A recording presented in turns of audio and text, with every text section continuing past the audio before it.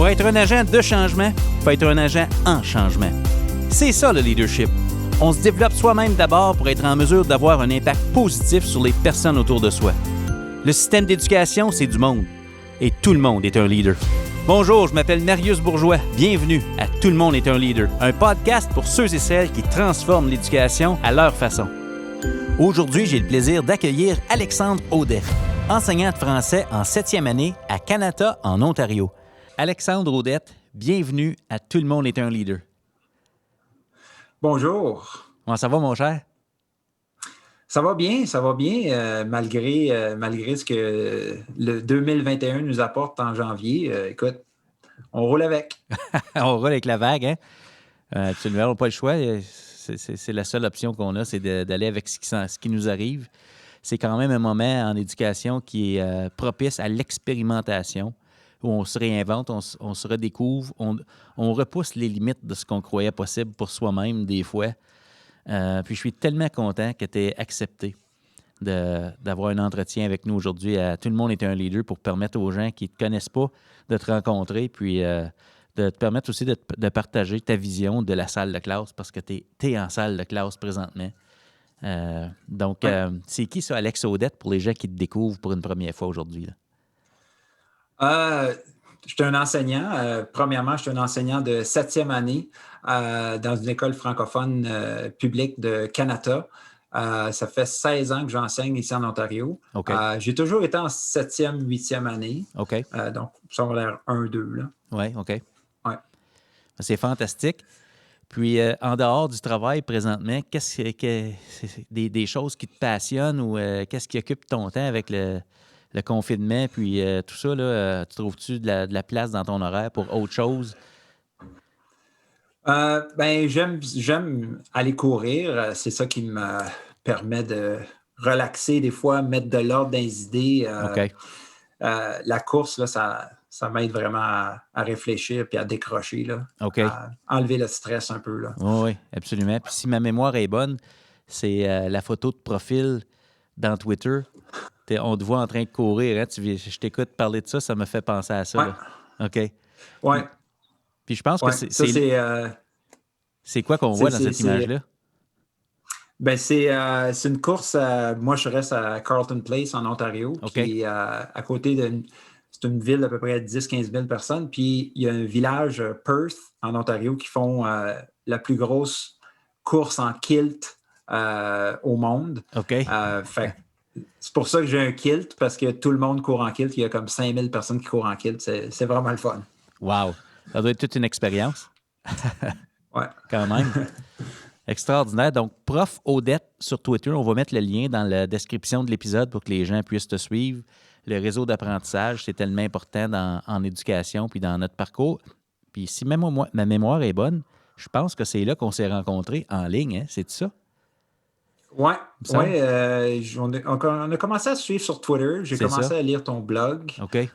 Commenter ton blog, puis de fil en aiguille, on a commencé à se jaser. Ouais. On a fait ça une couple d'années avant de se parler de vive voix. Là. Oui. Ouais. C'est vraiment une nouvelle réalité intéressante. Puis on rencontre des collègues passionnés qui nous allument à distance. Puis à un moment donné, on a l'occasion de les rencontrer en personne. Puis toi aussi, t'es blogueur. Le blog de Prof Audet. Donc, tu partages aussi tes réflexions là. Oui. J'aime beaucoup écrire. J'ai pas beaucoup de temps pour le faire. J'aimerais ça écrire plus. Là, justement, cette année, je me suis commencé un petit cahier où est-ce que j'écris des idées de blog. Fait que je veux le faire de plus en plus. Mais en même temps, je veux avoir quelque chose d'intéressant à partager quand je le fais. Là. Oui. Je veux pas juste parler pour m'entendre parler, là, comme on dit. Non, t'écris pour réfléchir, j'imagine. Puis, ouais. Exactement, oui. OK. Ouais. Puis les lectures que je fais aussi, ça vient nourrir qu'est-ce que j'essaie mes réflexions, puis qu'est-ce que je vais écrire. OK. Ouais. Je ne sais pas si tu as, tu sais, comme enseignant, si tu as enseigné les langues, parfois on enseigne le processus d'écriture. En as-tu un, toi, un processus d'écriture de billets de blog? Y a-tu comme une tendance que tu remarques dans ta façon de rédiger tes articles? Ça ressemble à quoi? Ben, moi, je m'aperçois avec le temps, mais premièrement, quand j'étais à l'école, quand moi j'étais à l'école, j'ai jamais été bon à écrire. On m'a tout le temps dit que, puis mes parents me disaient ça, puis je suis sûr que vous avez entendu ça de vos parents, que moi, là, j'étais pas bon pour écrire. Je fais tout Ouais, le temps des fautes, puis ouais, tout. ouais, Puis là, j'enseigne le français. ouais. Ah, puis J'enseigne le t'enseignes le français. français, Écoute, OK. ouais. OK. Puis, sais-tu quoi? Je fais encore des fautes quand j'écris, mais écoute, qui n'en fait pas? Ouais. Euh, mais non, mon processus, c'est je lis des livres, puis je me rends compte que je connecte toujours les choses à l'éducation. Comme j'essaie de lire des livres diversifiés, comme des fois je lis des livres de marketing, de OK. business, OK. d'innovation, puis je trouve toujours un filon pour ramener ça à l'éducation. C'est ça qui me fait réfléchir. Ah, c'est intéressant. Fait que dans le fond, ça me rejoint tellement. Euh, c'est que des fois, qu'on essaye d'innover ou d'amener des nouvelles approches, moi, j'ai toujours eu la tendance d'essayer de voir, ben, OK, ben, comment ça fonctionne, ça, l'innovation, ou faire autrement, si on n'est pas dans une école ou dans le contexte scolaire, ou comment ça se passe, l'apprentissage dans la vraie vie, puis comment on peut amener ces conditions-là favorables en éducation avec les réalités qu'on connaît. Donc, ça me rejoint beaucoup l'idée de voir l'éducation partout, tu sais, là, dans le fond, dans d'autres contextes. C'est intéressant. Oui, puis je m'inspire aussi de... Parce que moi, j'ai un peu une malédiction dans ma vie, c'est que je pense, je pense tout le temps à l'école. Comme, je suis sûr qu'il y en a qu'il y en a qui vont se reconnaître, là. Ouais, la Comme, malédiction. il y a pas une... Ben, écoute, il n'y a pas une journée dans ma vie où ce que je pense pas à l'école. OK. Comme je m'en vais tu sais, dans le temps qu'on pouvait aller souper chez des amis ou qu'on Oui, pouvait recevoir du monde à souper. Tu sais, oui. dans mes conversations avec le monde, je suis comme bon, qu'est-ce que tu fais dans la vie? Puis tu sais, comme j'essayais tout le temps de penser dans ma tête, bon, hey, puis euh, toujours des fois comme je ressortais des choses, des conversations après, puis je me disais, hey my God, ce que ce gars-là m'a dit, qu'est-ce qu'il fait dans sa job? Oui, Imagine si on ferait ça à l'école. oui. Euh, fait que, tu sais, tout ça, ça vient me nourrir. Ça peut être un peu lourd, des fois, de tout le temps penser à l'école, mais écoute, je suis passionné, puis c'est ça que c'est, là, tu sais. Ouais, tu as une soif d'apprendre, tu es curieux. Tu te questionnes aussi comme enseignant, je veux dire, pour t'avoir côtoyé puis avoir jasé une couple de fois. Tu sais, t'es pas quelqu'un, tu te tiens loin de la lamineuse, là, tu sais, comme on dit, c'est, Ouais. c'est pas de trouver une façon de faire puis de dire c'est celle-là, puis elle change plus. Tu sais, tu te questionnes, tu aimes ça essayer des nouvelles choses. Euh, qu'est-ce qui. Je sais pas si tu es capable de remonter, mais qu'est-ce qui t'a amené à avoir cette approche-là comme enseignant? Euh, Parce que tu me disais tantôt, comme élève, tu disais que tu n'étais pas nécessairement bon pour écrire. Tu faisais des Ouais. fautes. Puis là, tu es quelqu'un qui adore apprendre. Tu écris maintenant. C'est quoi qui nous échappe, là? Il est où le pont qui t'a fait passer de ce parcours scolaire-là, puis que tu es rendu le prof de français qui court en kilt, tu sais? Tu sais, comme... Ouais. c'est... Aide-nous Ben, aide-nous à comprendre ça, là. ben, écoute, si on retourne à quand j'étais jeune, moi, j'ai toujours joué au hockey. OK. Puis j'ai joué au hockey, j'ai joué dans la Ligue junior majeure du Québec pendant 3 ans. Ah oui, hein? 2 ans pour les Olympiques de Hull, puis 1 an à Rouyn-Noranda. OK. Puis puis encore une fois, je n'étais pas le gars le plus talentueux, mais je- comme quand j'embarquais sur la glace, il n'y avait pas personne qui pouvait travailler plus fort que moi sur la glace. OK. Fait que juste ça, ça faisait en sorte que j'amenais quelque chose que d'autres joueurs beaucoup plus talentueux que moi ne pouvaient pas emmener à l'équipe. OK. Puis c'était toujours de me pousser pour être le meilleur que je pouvais être au hockey. Puis je pense que ça s'est transposé après ça à l'école. Quand j'ai arrêté de jouer au hockey, j'ai joué un peu à l'Université d'Ottawa, mais j'ai arrêté. Puis quand j'ai mis l'emphase sur mes études, ben là, ça a été... j'ai voulu me lancer à temps plein dans mes études, puis à vraiment mettre le focus là-dessus. Puis j'ai eu la chance, pendant que j'étudiais à l'Université d'Ottawa, de travailler au Parlement d'Ottawa. J'étais guide touristique. Je donnais des visites guidées du Parlement. J'ai fait ça pendant 4 ans, pendant que j'étais à l'université. Puis, écoute, les rencontres que j'ai faites pendant que je travaillais au Parlement, des collègues de travail. On était tous des jeunes étudiants universitaires qui venaient d'un peu partout au Canada. Écoute, les discussions qu'on avait, c'était passionnant. Puis, écoute, après avoir fréquenté du monde comme ça, là, écoute, j'avais le goût de lire des livres, j'avais le goût d'apprendre pour justement contribuer à ces conversations-là qu'on avait entre collègues. OK. Donc, tout ça a amené que quand je suis arrivé en salle de classe, ben c'est des choses qui sont restées et qui se sont adaptées à mon nouveau milieu, si on veut. Là. OK. Wow, c'est extraordinaire. Vraiment, beau parcours. Joueur de hockey. Puis là, tantôt, tu disais que présentement, tu vois l'éducation partout. J'ai le goût de te poser la question. Dans ton parcours en tant que joueur de hockey, puis peut-être l'expérience de travail au Parlement, y a-tu des choses là-dedans que tu as été capable d'exporter puis d'amener dans ta pratique en éducation? Puis si oui, ce serait quoi ces choses-là?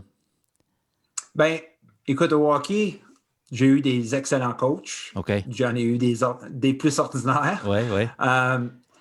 Parce que, ouais, puis c'est là qu'on apprend, quand je retourne en arrière, puis que je pense à mes anciens coachs, là, puis, tu sais, des fois, la rétroaction, pas, c'était pas super. Tu sais, des fois, le coach te laisse sur le banc, puis tu sais pas trop pourquoi. Fait ouais, la game suivante, tu joues pas, mais tu sais pas pourquoi. Okay. Fait que, tu sais, ça, c'est difficile. Ouais. Mais fait que c'est là que j'ai vu l'importance de, tu sais, comme d'être humain, puis de donner de la rétroaction, puis de vraiment aider le monde à cheminer, là, tu sais. OK. Puis, ouais. Wow! Je fais plein de parallèles dans ma tête et puis j'ai le goût de te poser la question. Avec ce recul-là, tu l'as vécu comme joueur, tu l'as sûrement vécu comme élève, puis présentement, tu enseignes en 7e année, tu enseignes le français, une matière où la rétroaction, s'il y a une matière où c'est important, dans toutes les matières, on s'entend, là, mais où ça peut être complexe d'en donner. C'est quoi un bon coach pour toi? De façon globale, si on ne parle pas juste coach de hockey, mais c'est quoi un bon coach? Tu recherches quoi? Moi, je pense faut d'abord être un bon être humain, une bonne personne. OK. Puis ce que je veux dire par là, c'est ça, il faut avoir les meilleurs intérêts de la personne en avant de nous autres OK. à cœur. OK. Puis il y a 2 ans, j'ai participé à Coach 360, puis Oui. j'avais adoré l'expérience parce que ça l'a confirmé ce que je me doutais déjà un peu. OK. C'est que je suis vraiment pourri pour écouter. Puis c'est quelque chose que, écoute, dans l'expérience dans Coach 360, écoute, on se faisait des petites pratiques où est-ce qu'on coachait quelqu'un d'autre, puis j'avais de la misère à écouter. Puis ça, depuis ce temps-là, là, ça m'a fait réaliser que l'écoute, c'est tellement important. Nous autres, les profs, on a le défaut que on a toujours le crachoir, fait que on parle, puis on parle, puis on parle, puis mais des fois, là, arrêter de parler puis écouter ce qui se passe alentour, là, ça aide beaucoup. Wow! J'ai des frissons. Donc, un bon coach est un bon être humain qui a le meilleur intérêt de la personne qui est devant lui. C'est quelqu'un qui est à l'écoute, qui écoute ce qui est là. Y a-t-il autre chose qui fait qu'on serait un bon coach avec ton vécu puis ce que tu fais présentement dans ta classe? Là? C'est quoi un bon coach?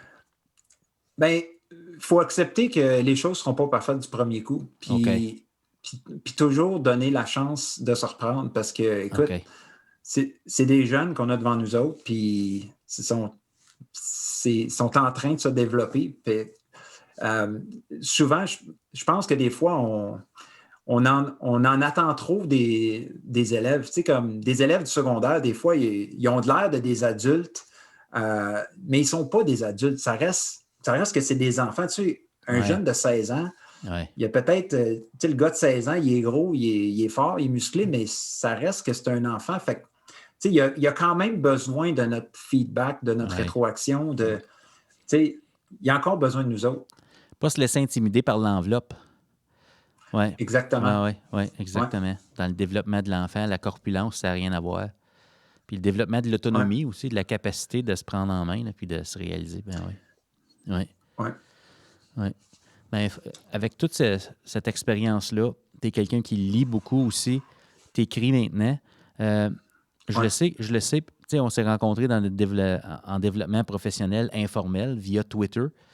Tu as présentement, toi aussi, un super podcast avec deux de tes collègues qui s'appelle Les Ouais. ingénieux pédagogiques. Veux-tu nous parler de ça? Oui, bien ça a commencé. Moi, chaque année, je prends des stagiaires, puis mon stagiaire, il y a 2 ans, il me parlait de son cours en évaluation. Puis moi, l'évaluation, c'est quelque chose qui me tient à cœur, puis tu sais, je fais de la recherche là-dedans, j'essaye des choses.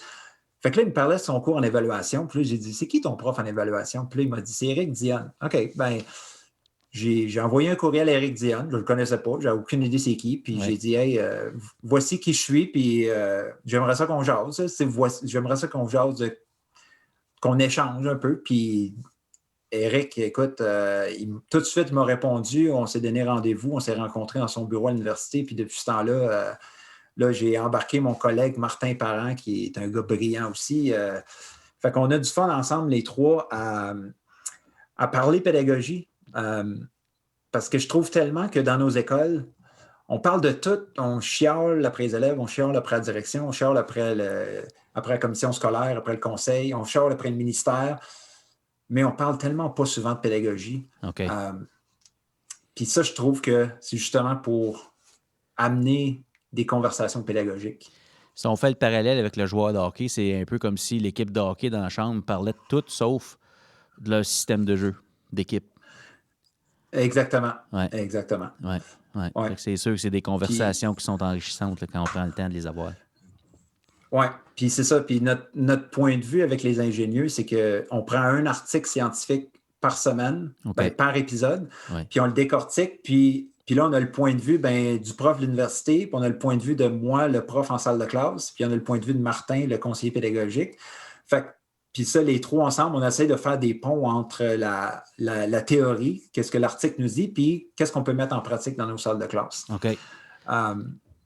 Ben, puis je me dis, dans cette conversation-là, je veux pas dire que c'est toi qui as la courte paille, mais je me dis, c'est toi qui as la pression, là, parce que hein, suite à ces discussions-là, c'est toi qui es dans la classe. Fait que C'est ça, c'est moi, il faut qu'il essaye. Ouais, c'est je suis le cobaye. c'est ça. C'est fantastique quand même. Donc, tu t'appuies sur la recherche, puis tu as la chance d'en discuter avec des gens qui œuvrent à ce niveau-là. C'est vraiment extraordinaire. Vraiment le fun. Vraiment le fun. Fait que Ouais. tu t'intéresses à l'évaluation. C'est important pour toi, le coaching. De nature, tu es quelqu'un qui fournit un effort maximal, puis tu veux que ça fonctionne, tu cherches continuellement à t'améliorer. Comment est-ce que ça se traduit? J'imagine que tu as une approche, tu as un core de croyance en tant que prof, puis tu accueilles des stagiaires. Fait que, mettons qu'on joue un jeu de rôle, moi je suis le stagiaire, puis on se rencontre, là, première rencontre, puis mettons qu'on a juste 15 minutes pour jaser, là. Euh, c'est quoi le référentiel pédagogique de Prof Odette? C'est quoi qui est... J'ai besoin de savoir quoi. C'est quoi qui est important dans une salle de classe en 7 et 8, on s'entend? Clientèle super spécifique.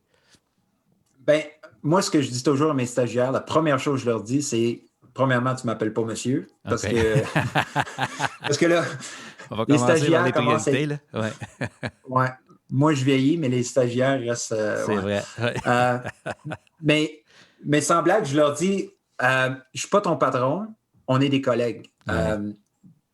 Tu sais, comme j'ai besoin de toi en salle de classe, tu vas apprendre des choses de moi, mais je vais en apprendre de toi aussi. On est OK. des collègues, on est ici Ouais. pour collaborer, puis c'est une relation d'égal à égal. Hmm. Euh, Puis j'ai eu beaucoup d'excellents stagiaires qui m'ont amené tellement plus loin dans ma pratique Hmm. parce que euh, juste de collaborer avec eux autres, de rebondir des idées avec eux autres, développer des idées, c'est tellement stimulant, puis c'est tellement le fun. Euh, Puis ce que je leur dis, ben, c'est que dans ma classe, il n'y a pas de place vraiment pour la performance. Dans ma classe, le focus, c'est l'amélioration. Ce que je dis toujours à mes élèves, c'est que tu ne viens pas à l'école pour avoir des notes, tu viens à l'école pour apprendre. Puis OK. ça, pour moi, c'est super important. Wow. Toute une vision, toute une commande. Ouais. Tu changes la game, là.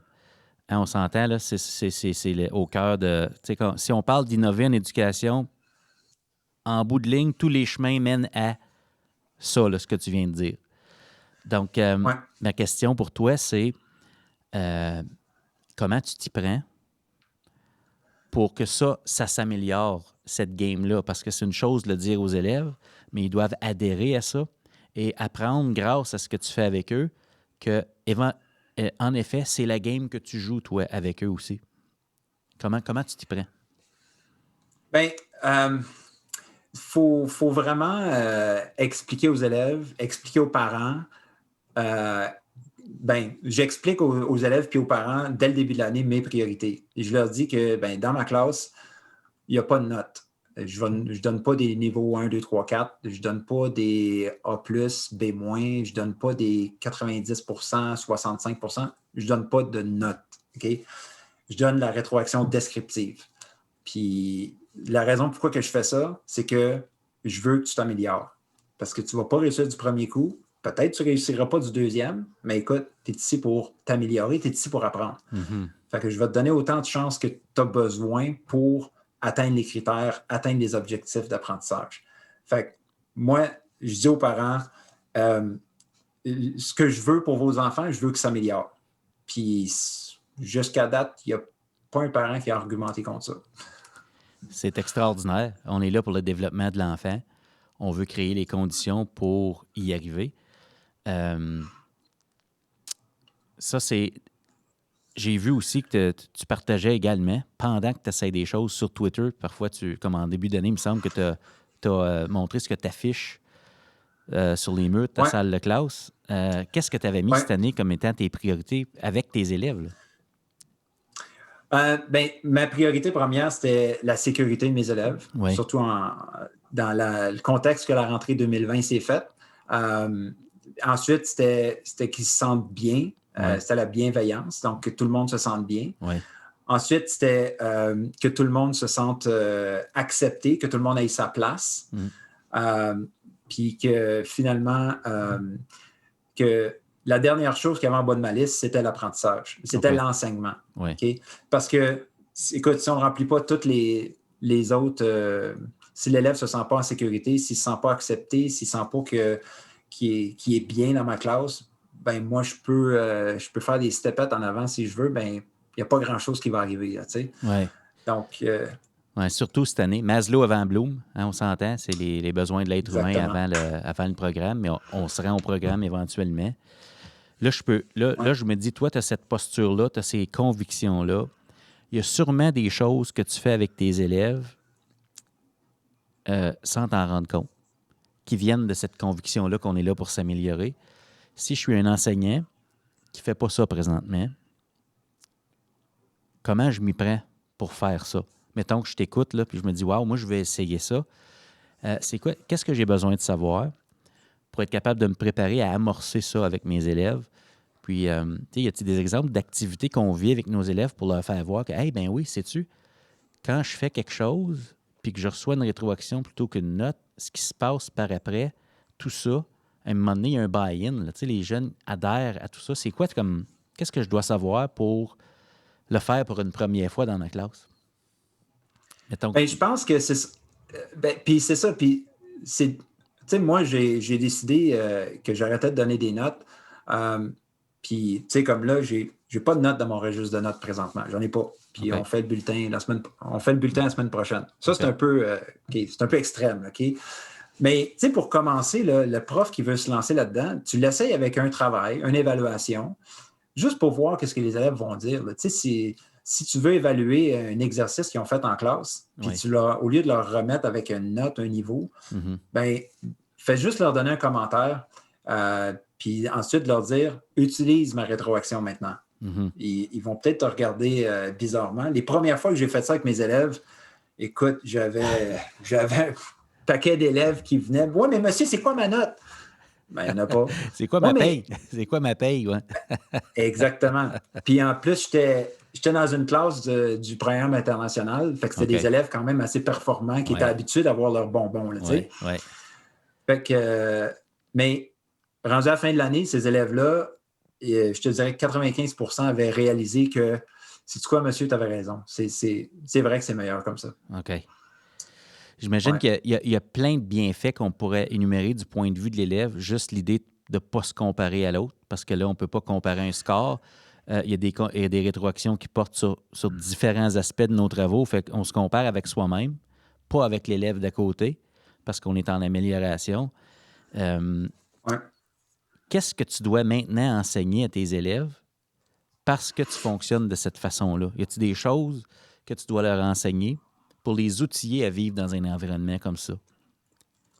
Bien, premièrement, c'est de leur enseigner à lire la rétroaction parce que, tu sais, les élèves, on sent toujours reçu de la rétroaction, mais ils ne l'ont pas lu souvent. Tu sais, comme OK. s'ils recevaient une grille d'évaluation, quand les élèves reçoivent une grille d'évaluation avec une note dessus, ben ils regardent la note, puis après ça, ben la rétroaction, ben souvent, ils n'y lisent pas. Puis ça, la recherche scientifique le prouve. Il y a plein de recherches qui ont été faites depuis très longtemps qui prouvent ça, que s'il y a une note avec le commentaire est C'est, pratiquement ignoré. c'est comme s'il n'y avait pas de commentaire. Moi, c'est Exactement. Dylan William en formation, je ne me souviens pas en quelle année, il nous avait parlé de ça. Et puis, moi, j'enseignais le français également, mais au secondaire. Puis, la dissertation, on s'entend, moi, c'était 40 minutes par copie, corriger ça. Puis, on redonnait ça aux élèves avec la grille. Ils ne lisaient pas les commentaires. Quand j'ai eu cette formation-là, j'ai essayé ce que tu as proposé tantôt, c'est de remettre la dissertation, mais juste avec des commentaires. Puis, j'ai demandé aux élèves de dire, ben qu'est-ce que tu fais avec ça maintenant? Puis, qu'est-ce que tu penses? Quelle note est-ce que tu t'attribuerais présentement à la lumière de ces commentaires-là? Écoute, j'avais des yeux gros comme des 2 là, on s'entend. Les jeunes ne savaient pas comment réagir à ça. Puis là, ça amène plein de conversations avec les collègues. C'est-tu juste ça, de faire ça? C'est-tu fair? De donner une chance? Puis qu'est-ce qu'on fait si un élève prend la rétroaction puis te remet une deuxième version? Qu'est-ce que tu fais si l'élève ne le prend pas? Puis, mon Dieu, qu'il y avait des questions là. Puis, mais ça fait tellement grandir. Ouais. Quand on prend conscience de ça, que l'évaluation est là pour aider l'élève à apprendre, dans le fond. Oui, puis je pense que, tu sais, comme ce que tu dis, c'est vrai, comme ça soulève un paquet de questions, Oui, puis notamment par rapport à la fameuse rigueur, tu sais, la oui, rigueur dans nos cours, tu sais. oui. Mais en tout cas, selon moi, quand je corrige les travaux des élèves, que je leur redonne les travaux avec la rétroaction, puis il faut qu'ils utilisent ma rétroaction pour continuer à s'améliorer, selon moi, c'est beaucoup plus rigoureux comme approche que tu fais ton travail, OK, tu as eu 62 OK, ben, comme on dit en anglais, enjoy your ignorance. Oui. Comme on passe à d'autres choses, tu sais. Hey, c'est tellement vrai. Hein? Quand tu le présentes comme ça, je me dis, c'est facile de dire je suis exigeant, donc ça te coûte cher au niveau de ta paye si tu ne fournis pas l'effort, mais tu n'as rien appris. Puis, Exactement. Puis, notre mandat c'est l'apprentissage. Donc, dans ta façon de le ouais. présenter, je me dis, ouais. Parce que les notes qu'on donne aux élèves, ça devrait pas servir à passer des messages. Tu sais, là, le prof qui dit, ah, lui, là, regarde, là, je vais lui donner un 53 il va comprendre là, qu'il faut qu'il se déniaise. Là, tu sais, mais Ouais. euh, ça ne nous avance à rien. Ça fait beaucoup plus de mal que ça peut faire de bien. Là, tu sais. Mhm. Ça me fait penser à ce que tu disais au début. C'est comme le coach qui te laisse au bout du banc pour une partie. Tu sais pas pourquoi. Tu sais pas ce que tu as à faire le lendemain pour pouvoir Ouais, contribuer à l'équipe. Mais c'est la même chose là. Ouais. exactement. Ouais, si je Ouais. fais juste te couper ta note, puis je te dis pas quoi faire pour t'améliorer, je suis pas en train de t'outiller à prendre ta place dans la vie et à avancer, là, tu sais. Ouais. Ouais. Ouais, puis parce que c'est ça, tu sais, comme en bout de ligne, là, idéalement, tu sais, il faudrait que l'école fasse en sorte que quand l'élève sort en secondaire 5 ou sort en 12e année, il faudrait que l'élève soit capable de s'auto-évaluer. Tu sais, Mhm. à l'école, là, on passe là, notre temps à les évaluer, à leur donner de la rétroaction. Tu sais, dans le fond, on est en train de constamment leur mettre un miroir en avant d'eux autres pour dire, hey, voici qu'est-ce que tu es là, OK? Ouais. Puis si on s'arrangeait pour que quand ils finissent le secondaire, qu'ils soient capables de s'auto-évaluer, qu'ils soient capables de reconnaître qu'est-ce qui est un bon travail, qu'est-ce qui est Ouais. moins bon. Ouais. Écoute, je pense qu'on leur rendrait service pour le reste de leurs études, là. Ah, je suis tellement d'accord avec toi. Je veux dire, chez Escouade Édu, je dis toujours, tout le monde est un leader. Je crois tellement que tout le monde est capable d'avoir un impact positif sur son propre développement, mais comme tu dis, il faut savoir quoi faire pour être capable de faire ça. Puis ça fait partie, je pense, de notre mandat. Tu sais, quand on lit les profils de sortie d'élèves des écoles ou des conseils, on vise des élèves qui sont capables de s'entreprendre dans la vie. Donc, ça résonne vraiment ce que tu dis là présentement. Pour avoir lu quelques-uns de tes tweets, puis je dois t'avouer que je mets souvent certains de tes tweets dans les conférences que j'offre. Puis tu enseignes la mentalité de croissance explicitement à tes élèves. Ouais, Veux-tu nous parler de ouais. ce que c'est ça pour toi, puis comment tu t'y prends? Bien, j'essaie d'enseigner la mentalité de croissance pour montrer aux élèves que, ben, comme on sait, les habiletés, ce n'est pas quelque chose qui est fixe. C'est quelque chose qu'on peut continuer à travailler en y mettant de l'effort, puis surtout en utilisant des bonnes stratégies. Ouais. J'aime beaucoup l'équation que je pense que tu avais publié ça dans un billet de blog où est-ce que Ouais. c'était quoi la croissance? C'est les efforts plus Les les stratégies, stratégies plus l'aide des plus de autres. l'aide. Ouais. ESA. Exactement. Ouais. Ouais. Puis ça, c'est quelque chose que je ramène dans ma classe parce que je leur dis, il n'y a rien d'important qui peut s'accomplir dans la vie sans l'aide des autres. Tu sais, on a besoin de tout le monde, on a besoin de se faire confiance, puis on a besoin de s'entraider. Puis la mentalité de confiance, mentalité de croissance, c'est vraiment de croire, premièrement, en soi, croire en ses capacités, puis croire qu'on peut s'améliorer. Ouais. Puis de cette manière-là, quand je leur donne la rétroaction, bien, je veux qu'ils croient vraiment qu'en utilisant ma rétroaction, qu'ils puissent s'améliorer. Ouais, puis qu'ils ne prennent pas ça comme un affront à ce qu'ils sont, tu sais. Tu sais, une Ouais, invitation à s'améliorer, ça n'a rien à voir avec la valeur de la personne dans le moment présent. C'est « Hey, je crois en toi tellement que si tu fais ça, ça va aller encore mieux. » Tu sais, puis je te donne une autre ouais. chance d'y aller. Tu sais, mais c'est quelque chose à Puis développer, ça. ouais, puis je pense que puis c'est ça l'affaire. Il faut que l'élève comprenne que tu l'aimes, puis tu veux qu'il réussisse, là, tu sais. Ouais, Moi, je le dis souvent à des élèves quand je les rencontre un à un, tu sais, t'es important pour moi, puis je veux que tu réussisses. J'y crois, puis je le sais que tu peux. ouais, Fait que let's go, on ouais, va le faire ensemble. ouais, Puis, tu sais, des fois, il y a des élèves qui sont pas habitués d'entendre ça d'un prof, là, tu sais, ouais. mais je le crois vraiment, tu sais. Mm.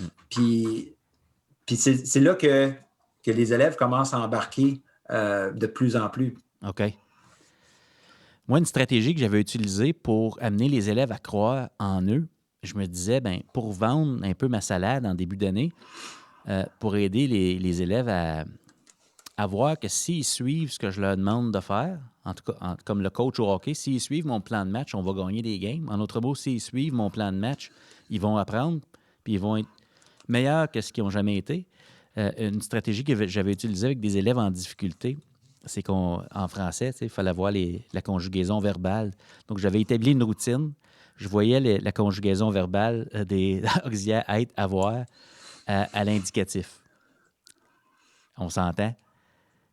On y va avec ça. Les temps simples, les temps composés, je monte ça au tableau, je monte un peu les pièges, puis pourquoi ça marche, comment ça marche.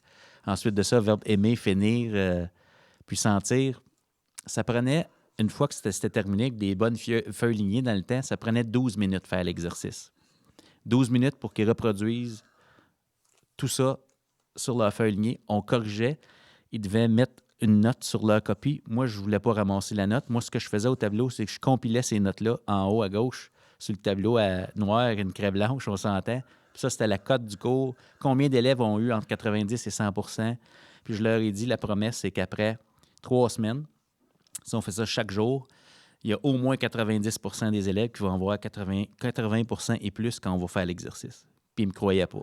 Puis au bout de 3 semaines, avec tous mes groupes, ça arrivait. Puis il y a un élève à un moment donné qui me dit, 9e année, il dit, monsieur, il dit ça en mots d'élève, là, il dit, c'est la première fois que je suis bon en français.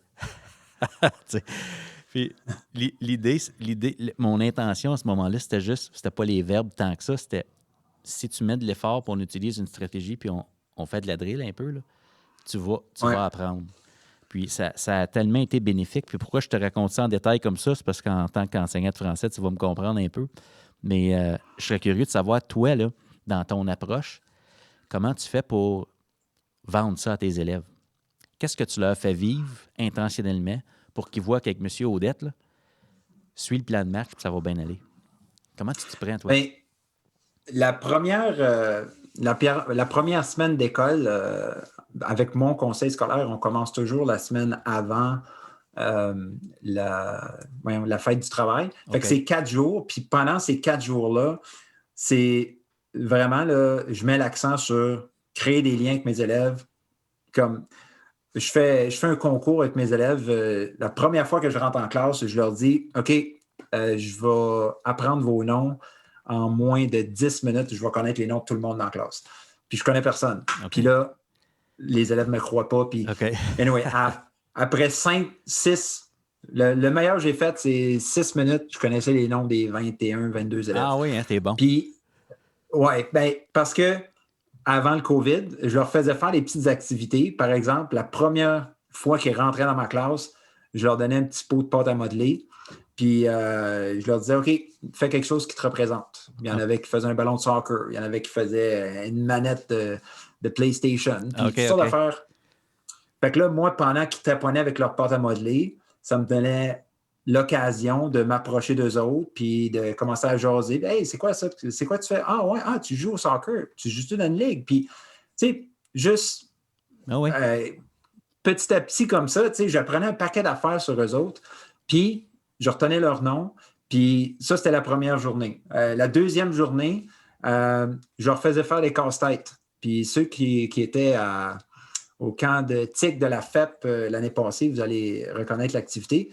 Je leur donnais un casse-tête, je les mettais en équipe, je leur donnais un casse-tête de Frozen ou de peu importe, là, des petits casse-têtes de Walt Disney. Puis je leur disais, OK, première équipe qui finit le casse-tête. Mais ce qu'ils ne savaient pas, c'est que les morceaux étaient mélangés. Il fallait qu'ils aillent voir d'autres équipes pour demander de l'aide, pour s'échanger des morceaux de casse-tête, pour compléter leurs tâches. Donc ça leur faisait comprendre l'importance de la collaboration dans notre salle de classe. On ne peut pas réussir si on reste chacun de notre côté. Wow! Puis, j'ai le goût de vivre cette activité-là. Oui.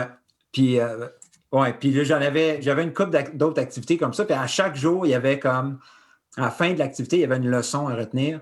Voici pourquoi on a fait ça.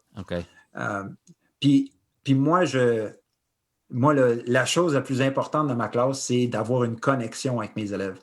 Je veux absolument connaître mes élèves. Puis, tu sais, des fois, on dit, il faut avoir une bonne relation. Mais tu sais, la relation avec les élèves, ça peut être bon, ça peut être mauvais. Mais quand tu connectes avec quelqu'un, c'est vraiment un niveau supérieur. Puis c'est là que vraiment la magie arrive dans la salle de classe. Mais tu réponds peut-être à une question que j'avais en toile de fond de tout ce qu'on est en train de dire, parce qu'au début là, de tout ça, là, ce filon-là, on se dit, M. Audette, présentement, lui, il n'y a pas de notes dans son registre. Il y a des bulletins bientôt. Tu veux donner des chances à tes élèves. Là, la question qui tue, c'est qu'est-ce que tu fais si l'élève ne fournit pas l'effort, comme M. Audette fait, là, tu sais? Quelles sont tes stratégies pour susciter l'engagement de l'élève? Là, tu parles de connecter, la game change. Parfois, on ne connecte pas avec tous nos élèves. Comment on fait pour que l'élève fournisse l'effort quand il n'y a pas le risque de la note qui vient avec ça? Ça met un stress sur le leadership un peu, là. Oui, bien, puis c'est ça, tu as raison. Puis moi, je compare ça à, tu sais, connecter avec les élèves, c'est comme ouvrir des cadenas. Tu sais, il y en a que la combinaison n'est pas dure à trouver. Tu connectes assez rapidement avec eux autres. Il y en a d'autres, ça prend plus de temps, tu sais. Puis je te dirais que les conversations 1 à 1 que j'ai avec mes élèves, comme cette semaine, j'ai fait ça toute la semaine pendant les cours en ligne. Conversation 1 à 1. Comment ça va? Où est-ce que tu es rendu? Comment est-ce que je peux t'aider? Puis c'est sûr que ça demande beaucoup de suivi des travaux qu'ils sont en train de faire pour s'assurer que justement que les travaux se fassent. Mais je pense que quand l'élève comprend que tu veux qu'il réussisse puis que ça me tente vraiment pas de te mettre un échec sur ton bulletin, comme vraiment pas, je veux pas faire ça. Là. Ouais. Ouais, OK. il fournit l'effort. Ouais. Fait que c'est de maintenir puis de garder le cap là-dessus, même si tu joues le long game dans le fond. Hein? Tu joues pas juste OK, cette semaine, il va pas. Là. On ramènera pas des vieilles approches pour punir cette semaine. On est patient, on donne d'autres chances, puis c'est Ouais, payant à long terme. Tu disais qu'il y a un bulletin qui ouais, s'en vient, puis qu'il n'y a pas de notes, ouais. mais je me dis, c'est certain que tu dois avoir des stratégies pour documenter certaines choses, garder des traces de certaines choses pour éclairer ton jugement professionnel au moment où tu vas prendre une décision. Là. Comment tu t'organises de ce côté-là? Ben, en fait, la décision, je ne la prends pas tout seul. OK. Je la prends avec l'élève. OK. Comme là, pendant le mois de janvier, mes élèves ont corrigé, ont recorrigé leurs travaux écrits qu'ils ont fait, les textes qu'ils ont écrits. Ils ont revu les évaluations en lecture quand ils analysaient une chanson ou quand ils faisaient de la recherche pour... Parce que moi, je leur ai donné 3 objectifs d'apprentissage en écriture, 3 objectifs d'apprentissage en lecture, puis un objectif d'apprentissage en oral. Puis là, je leur dis, apporte-moi des preuves pour me montrer que tu atteins les objectifs. Puis ensuite, on va s'asseoir ensemble, un à un. Tu me montres tes preuves que tu atteins les objectifs.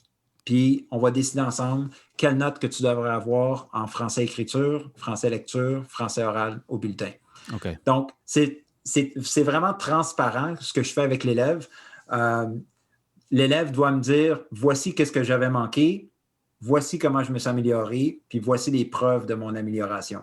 Donc, c'est juste comme ça, ensemble, qu'on voit s'il atteint les objectifs. Puis, c'est ça. Moi, je vise beaucoup la transparence parce que je trouve tellement qu'il y a des fois que les élèves ouvrent leur bulletin, puis c'est une boîte à surprise. Mm-hmm. Oh mon Dieu, j'ai eu 72 en maths. Puis c'est une surprise, mais ça devrait pas. Ça devrait pas être des surprises, son bulletin. Là. La note devrait confirmer ce qu'on sait déjà, parce qu'on travaille ensemble, comme tu dis, là, coach Ouais. élève, puis ouais. C'est Ouais. extraordinaire. Puis il y a une belle phrase que j'avais entendue en formation qui disait plus la cible est claire et qu'elle ne bouge pas, plus l'élève peut l'atteindre. Tu sais, donc, c'est. Ouais. Ouais. Ben, puis c'est ça. Puis mon approche est beaucoup inspirée de l'Inukshuk Oui. que le CFORP Oui. avait produit. Oui. Inspiré d'une recherche, dans le fond, je sais que tu lis beaucoup de recherches de Black et William sur ce qui fonctionne là, pour l'apprentissage, certains principes. Oui.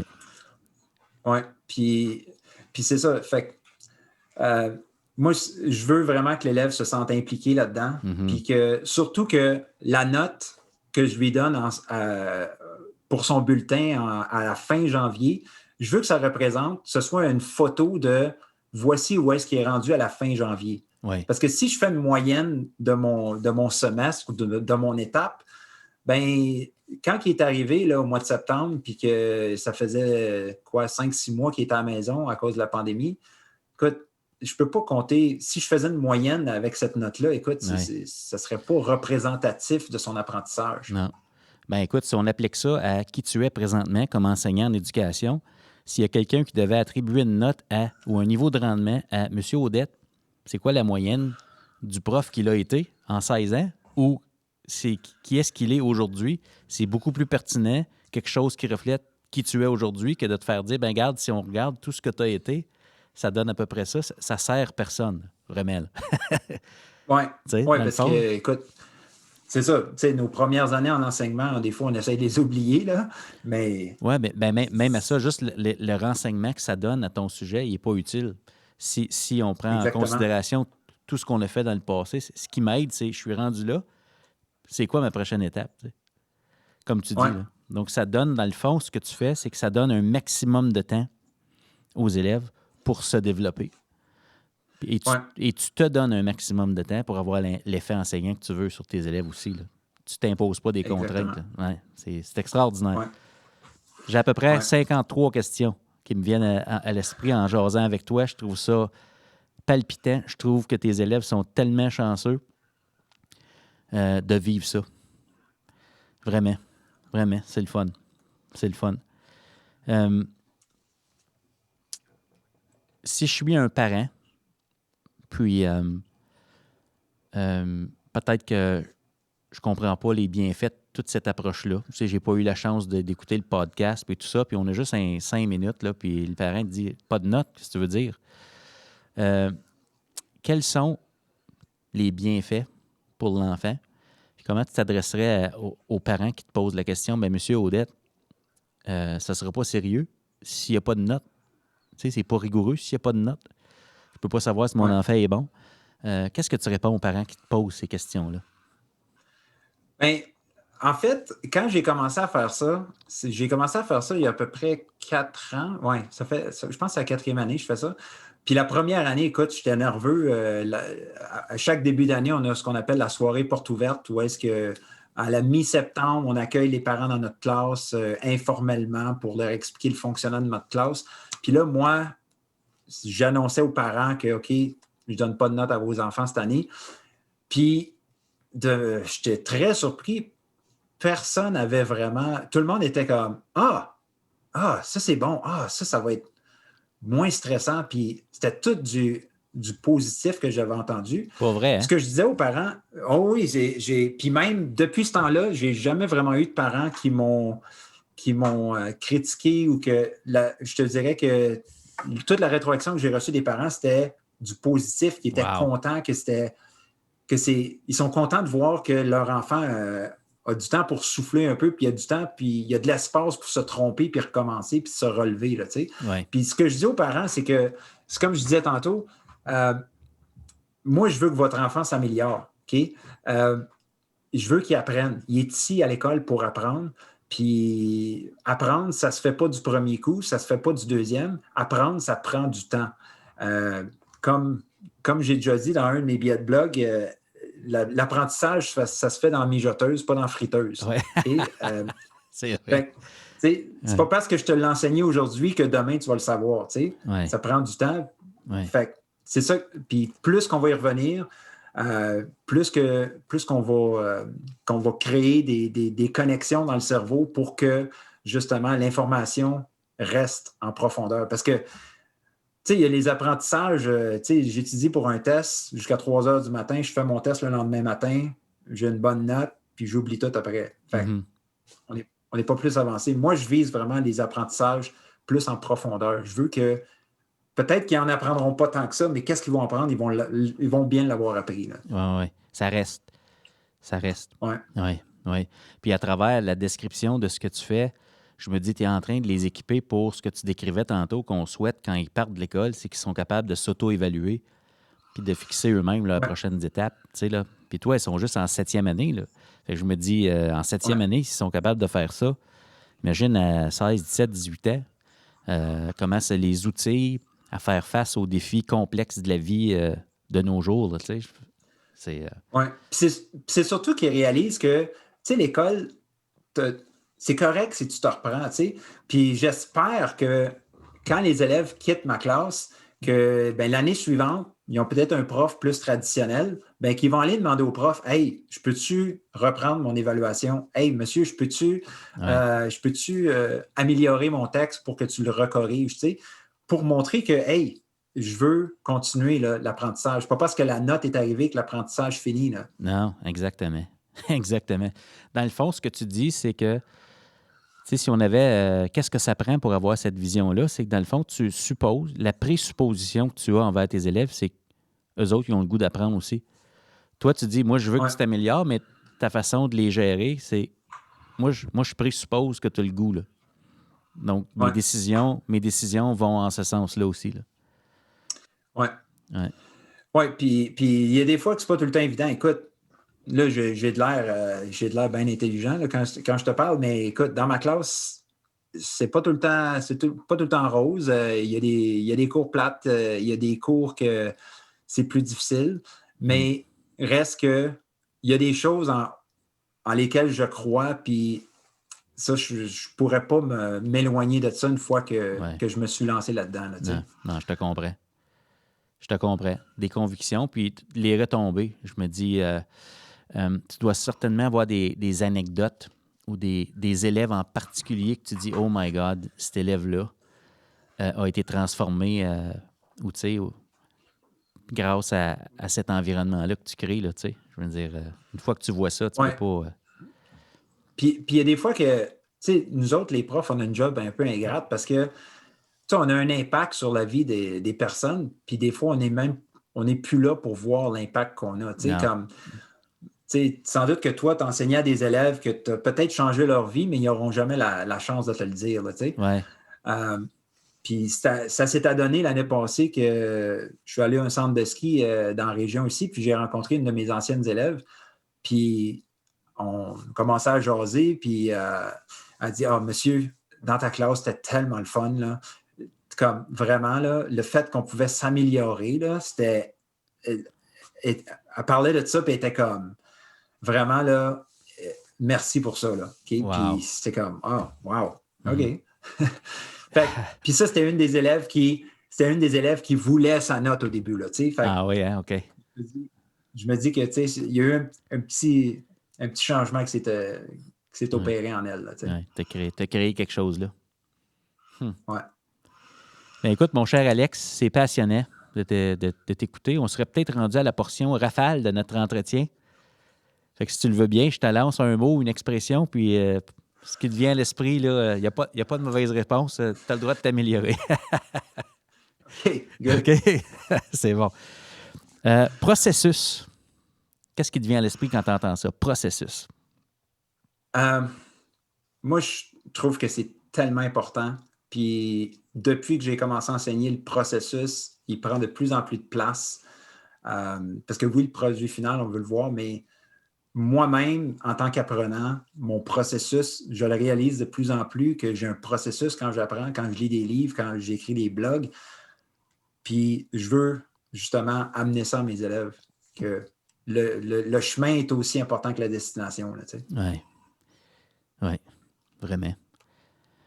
Un défi que tu as rencontré au fil de ta carrière, mais qui t'a permis de t'améliorer en tant que prof. Je te dirais présentement,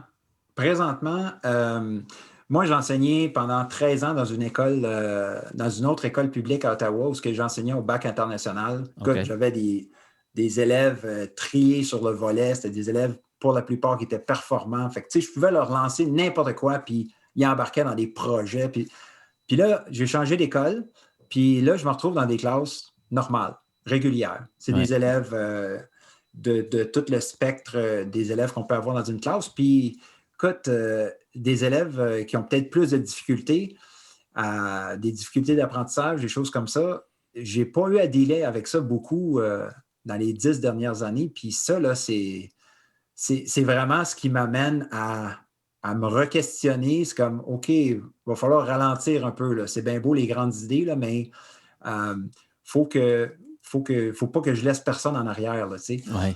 Fait que présentement, je te dirais, là, puis ma direction adjointe, Mme Gagnon, qui est extraordinaire pour m'appuyer là-dedans. J'apprends beaucoup présentement parce que c'est pas une situation facile, mais ça me permet de. Je pense que je vais sortir de ça. Je vais sortir un beaucoup meilleur enseignant. OK. Wow. Une bonne recherche, t'en lis plein, là. Un must.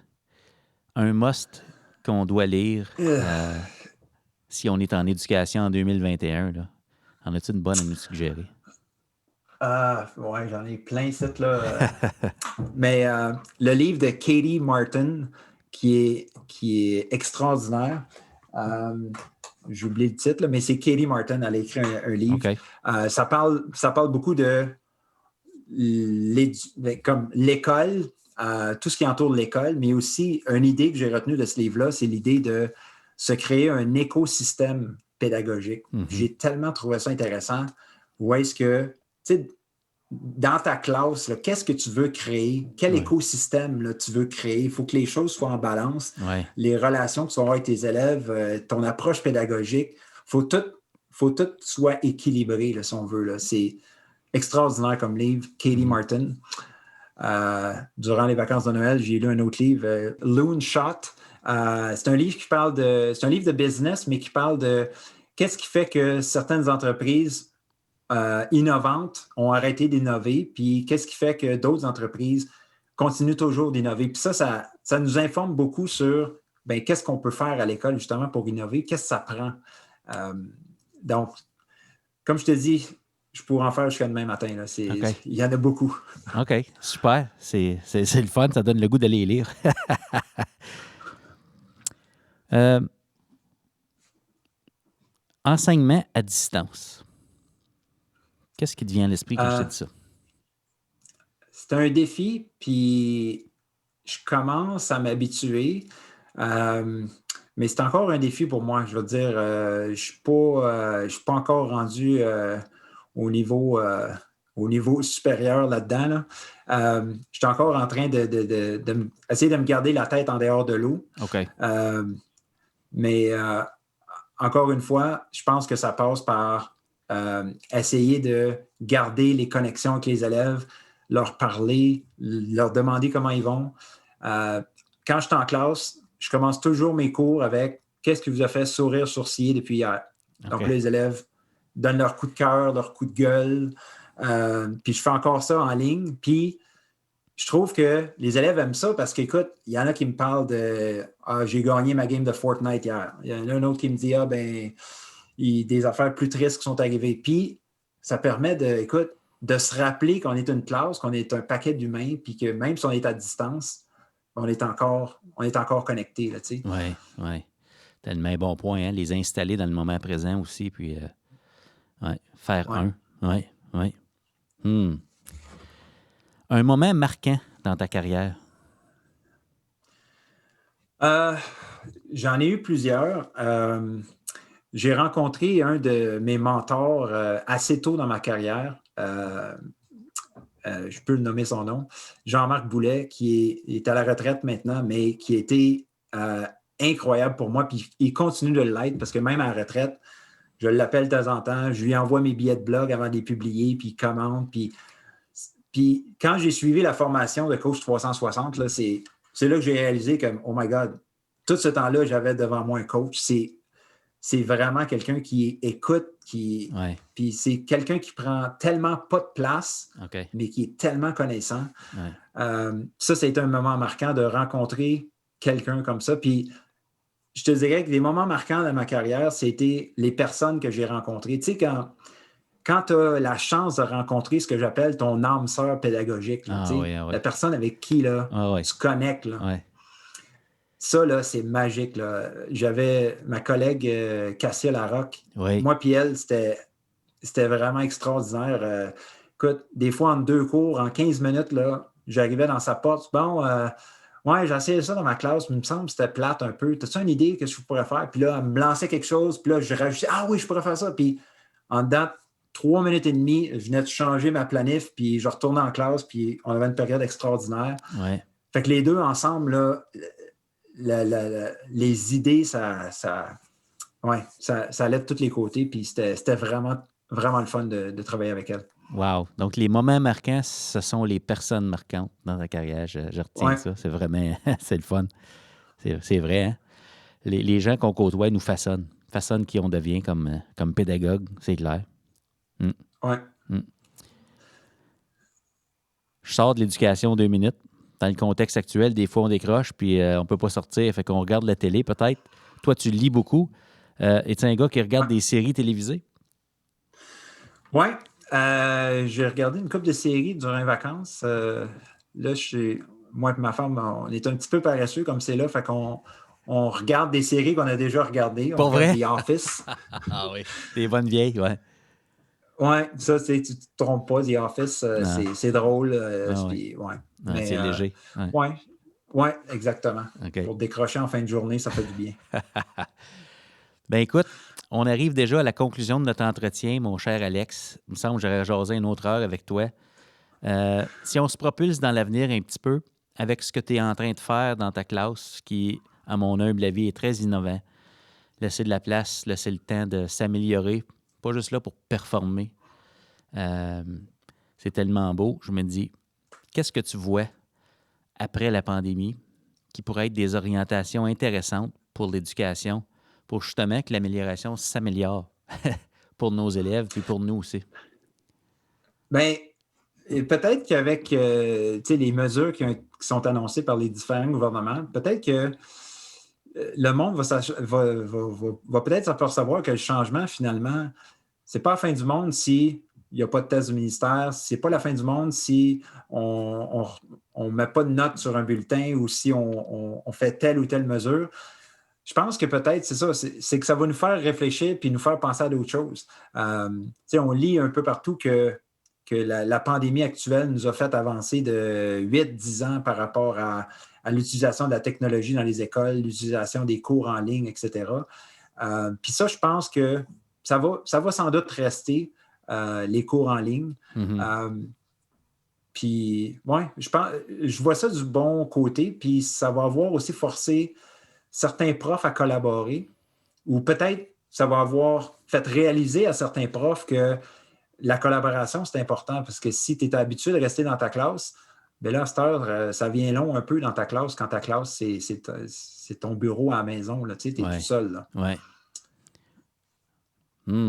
Donner le goût de collaborer. Wow! Extraordinaire. Comment peut-on ne pas collaborer en 2021? Hein?